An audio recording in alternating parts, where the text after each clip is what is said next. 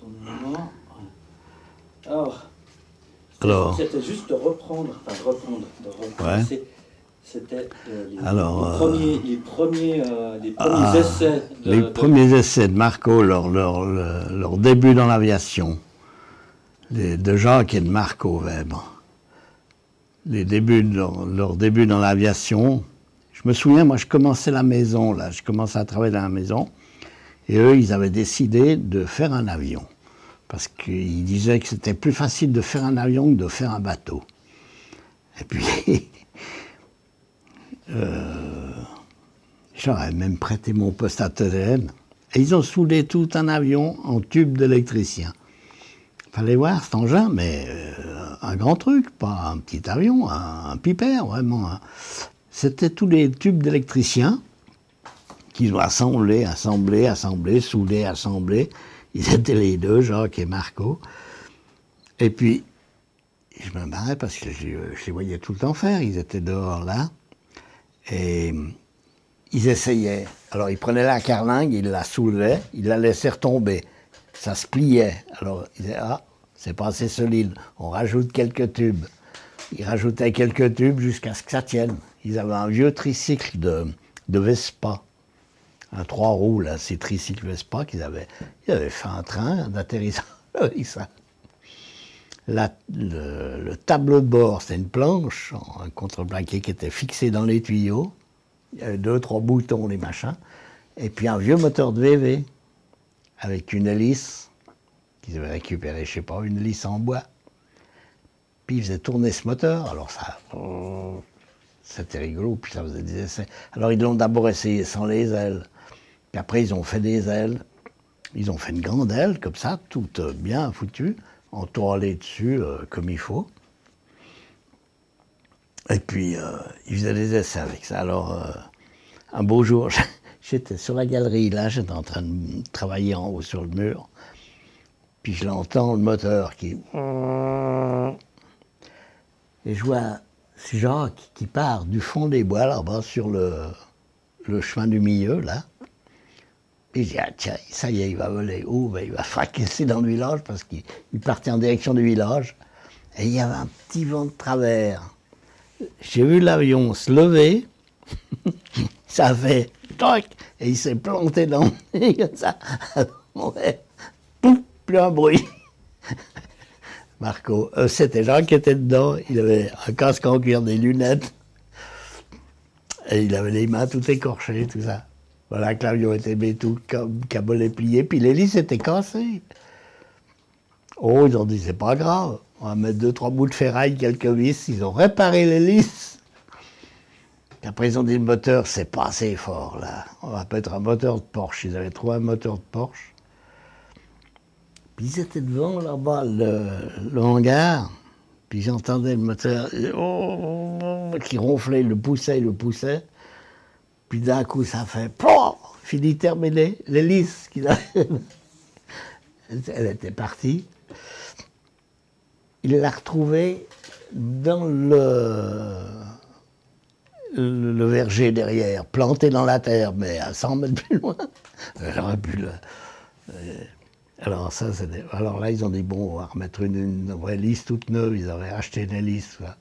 Mais ils ont fait des histoires avec cet avion. Il était superbe, ce machin. Jusqu'au jour, il a volé une fois, ouais. Un matin, il est parti sur la route en bas, là. Puis ils ont réussi à passer par-dessus la haie, mais il l'avait recabolé, je crois il s'est posé en catastrophe. Il a fini en débris, quoi, mais ils avaient volé quand même. C'était quelles années?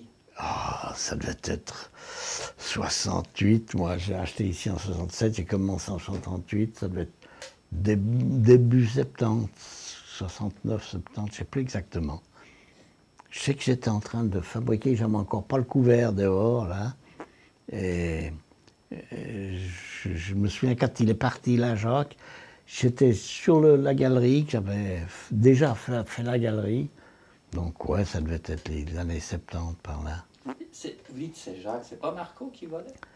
Ben, en premier, c'est Jacques qui l'a essayé, là, quand il est parti là-bas. D'abord, c'est Jacques qui a essayé.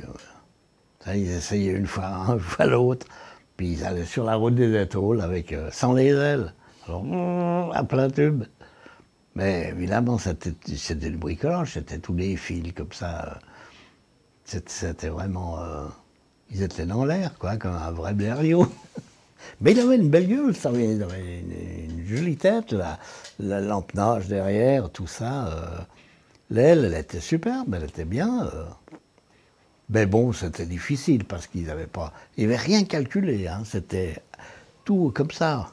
Même pas au mètre, ils disaient ça fait tant de long. Il n'y avait pas de poids. Puis après, bon, il a dit, on va quand même essayer de passer un brevet de pilote. Alors après, ils ont fait le brevet. Ils ont été à Annemasse pour faire des brevets de pilote. Mais là, on s'est marré quelques fois avec ces avions. Avec ces avions qu'ils avaient fait. Mais ils voulaient le faire voler, puis c'était le but.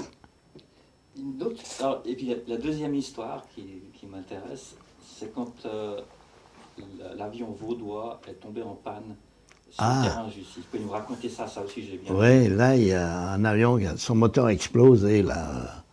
Et il s'est viandé, là, dans un champ. Et les pompiers de Genève, enfin, ce qu'ils appellent, c'est quoi, c'est le CIR maintenant, le service d'intervention. SIS, voilà.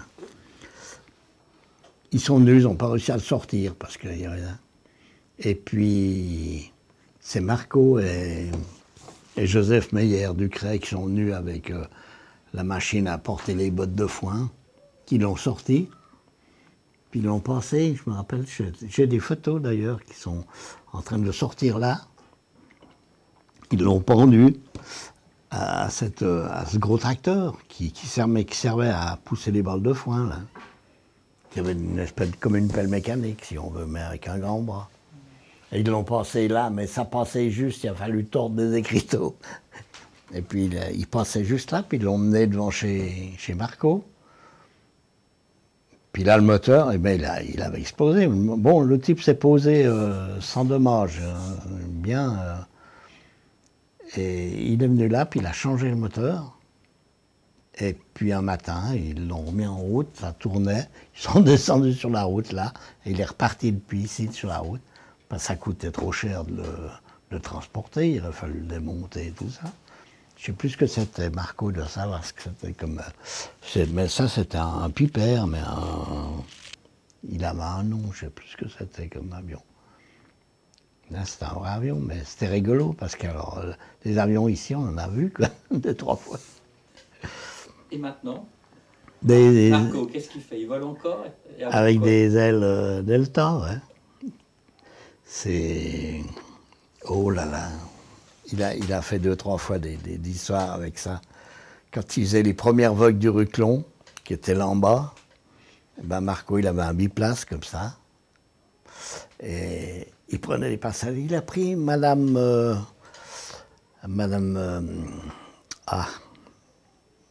Ebnègre. Madame Ebnègre, ma femme, il a été aussi avec lui. Mais Marco, il faut dire que là, quand il était un peu chaud, là, la dernière vol qu'il a fait, je crois qu'il... je sais pas comment il faisait pour se poser, puis on déconne. Mais il a volé avec Madame Ebnègre, qui avait, je crois, plus de 80 à l'époque. Quand on faisait la vogue du Ruclon, là en bas, le Chambel, là. C'était tout petit, c'était pas la vogue du Ruclon qu'ils font maintenant. Mais alors il partait du champ, il allait faire le tour de jeu aussi, puis il se reposait, puis il prenait quelqu'un d'autre. Ma femme y a été avec lui. Là, on se marrait bien, quoi. C'était encore des années. Et vous, vous n'avez pas voulu y aller? Pardon? Vous n'avez pas voulu voler avec lui? Ben, après, je crois qu'il ne pouvait plus. Alors, j'avais pas été avec lui parce que moi, je buvais des verres avec un autre, puis enfin, bref. Ça ne s'est pas trouvé. J'ai été avec lui en avion, ouais, mais à Annemasse, avec... quand il faisait ses vols, quand il volait à Annemasse, à l'aéroport d'Annemasse, là. J'ai volé une fois, on avait fait les Voirons, tout ça. On s'est promené un petit peu, quoi. Parce que ça arrivait de temps en temps. Il était avec son gamin, puis mon gamin qui était tout petit à l'époque. Je ne sais plus quelle année c'était.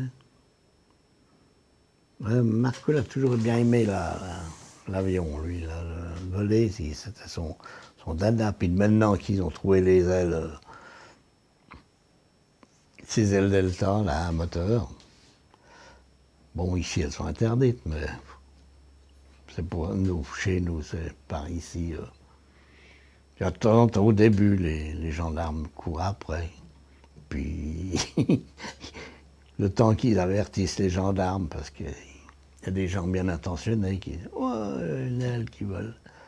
Mais comme on est tout près de la France, en France, c'est autorisé.